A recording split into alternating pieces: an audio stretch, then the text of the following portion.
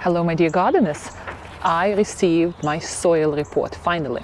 I tested 4 spots in my garden because I suspected issues, and upon receiving it I said I knew it.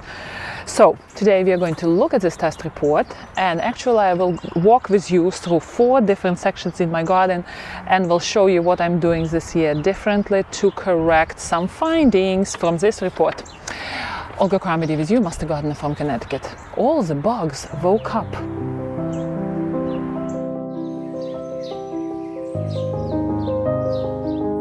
If you do your soil testing with agricultural experiment station and you live in Connecticut, it's going to be free for you. Otherwise, it's $15, or at least it used to be $15 last year.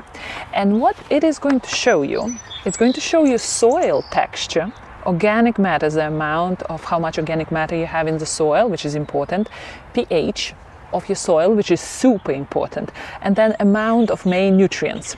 And at the end, suggested treatment. In my case, no pH adjustments and just application of fertilizers was advised, and I respectfully disagree with that. So let me show you around what's happening around my garden. So 4 tests I did. First one, Lady of Shalot site. And last year I noticed that Lady of Shalot is not performing super well. Its performance declined a little bit, the stems were not as strong, so I was like thinking, what is going on? Maybe there is a root competition between the tree and the rose, since roots are so advantageous, and they are not going to find the cookie jar, right, where all the good fertilizer is there. And those roots are going to say, yum, yum, yum, yum, yum, so tasty, I'm going to eat all the food which Olga is providing for Lady of Shalot. So I was thinking maybe that's a story. Maybe the plants are old. You know, plants get old too, not only us. So maybe Lady of Shalot is just declining because it's an old shrub, more than 10 years old, plus there are 2 together, and one is clearly giving up on living because of competition and another is taking over.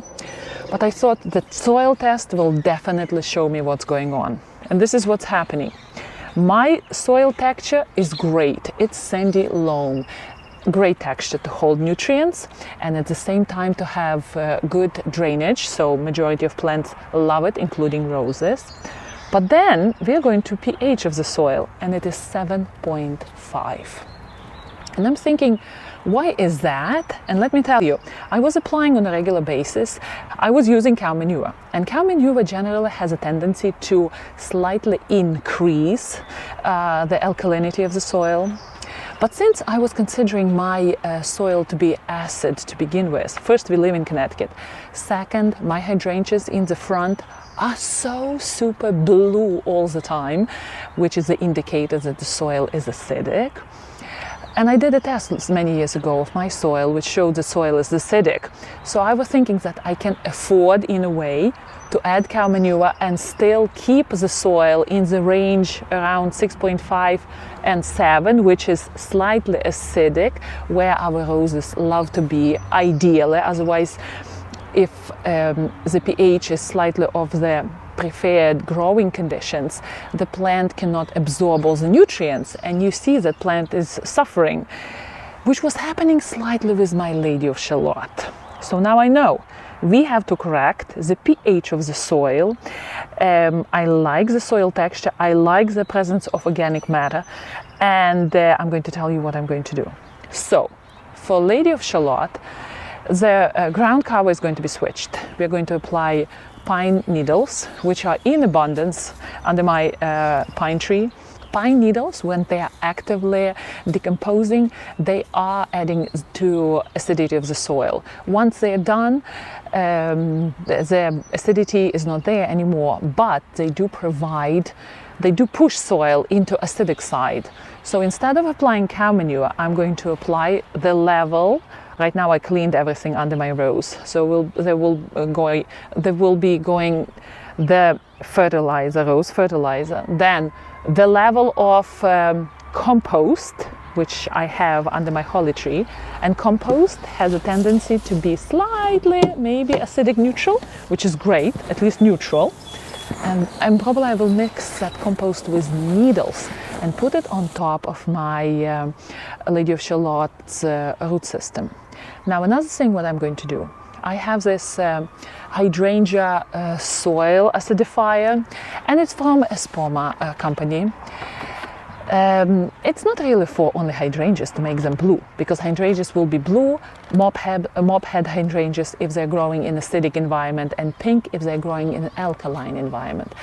I'm going to use this product to safely acidify the area around my rose, and I'm going to be very conservative how I apply it, so less than desired amount I'm going to do, and see where we stand, and maybe do a home test of pH of soil maybe in 2 months and see where that pH is of my Lady of Shalot. So that's the plan with Lady of Shalot. Now, next spot is New Dawn roses, and they're not growing really very well. So what's the story there? The story is the organic matter is medium high. Again, I want it to be high, not medium high.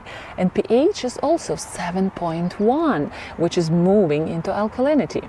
So the same treatment, a little bit, not much, of soil acidifier from a Spoma company, good fertilization, compost, applying compost as mulch together with pine needles.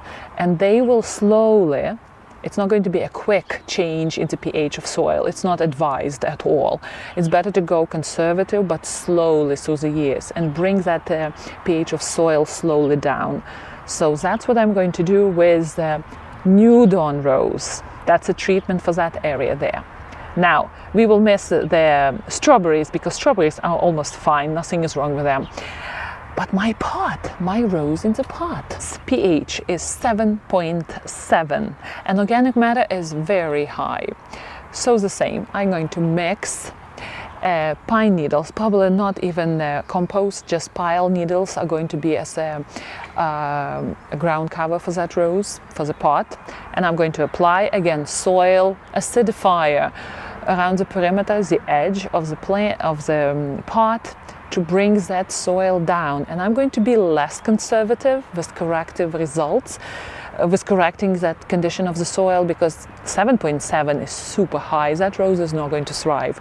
By the way, look how lovely it looks now. It just came out of the garage, a month ago, and it's slightly ahead of the schedule between all my other roses, but it's okay. Now we have beautiful weather and roses are leafing out nice and quick. Well, as for the fertilizer this year, I think I made a mistake. I purchased this new fertilizer. I'm looking into a different fertilizer to use in the garden for roses, and usually I buy whatever is on sale.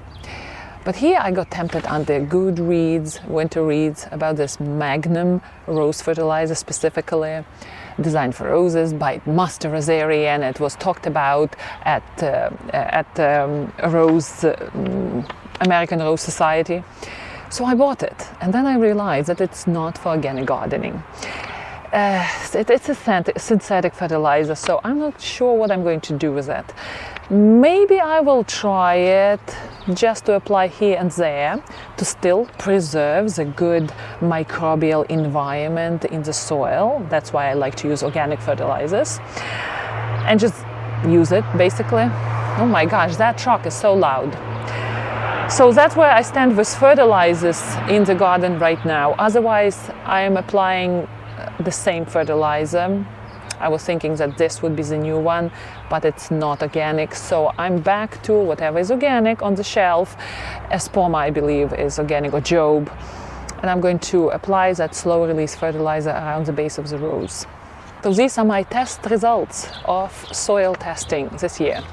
And as you can see, if you're growing crops which are very sensitive to pH, it pays to test the soil and to see where you stand. Otherwise, you're going to struggle with that rose. You will pamper it and it's not going to respond, and you would be wondering, what's wrong with you, my dear wonderful beauty? And the beauty would be just not there. So, my dear gardeners, I will see you in our next video. By the way, our tree is down and my garden has a bad hairdo day. I'm going to show you in our next video. Happy gardening.